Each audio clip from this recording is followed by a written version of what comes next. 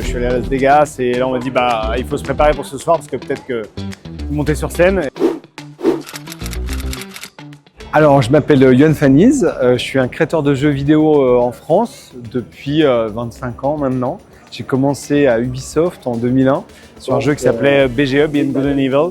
Et après, j'ai participé à la création des Lapins Crétins. Et après, plein de jeux. Je suis devenu créateur moi-même de jeux. J'ai fondé ensuite un studio indépendant. Et on a fait plusieurs jeux, dont le succès Road 96 récemment. Alors c'est très différent de créer ces jeux dans un petit studio indépendant, plutôt dans une grosse société comme Ubisoft. L'avantage, c'est la liberté créative totale. C'est d'un coup, on fait ce qu'on veut, on peut parler des sujets qu'on veut, même des sujets sensibles. On peut faire des jeux qui ont un goût très fort, par exemple, un personnage complètement fou, enfin des choses comme ça. On n'a pas de limite. Ça, c'est génial. Après, ce qui n'est pas facile, un studio indépendant, c'est qu'il faut tout faire soi-même. Donc, le marketing, il faut tout faire, il faut tout imaginer. Donc, ouais, c'est un peu plus compliqué quand même. Alors moi je viens plutôt du côté histoire, donc moi j'aurais tendance à dire plutôt de l'histoire et du contenu.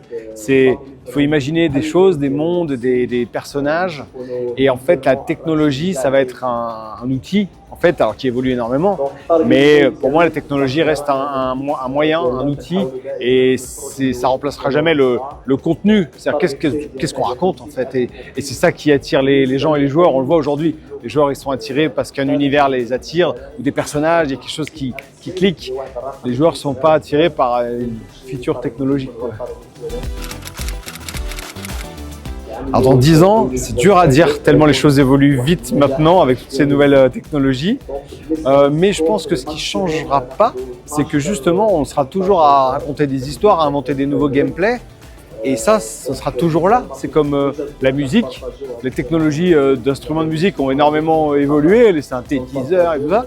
Mais ça n'en reste pas moins qu'il faut faire une belle mélodie, quelque chose qui fait vibrer.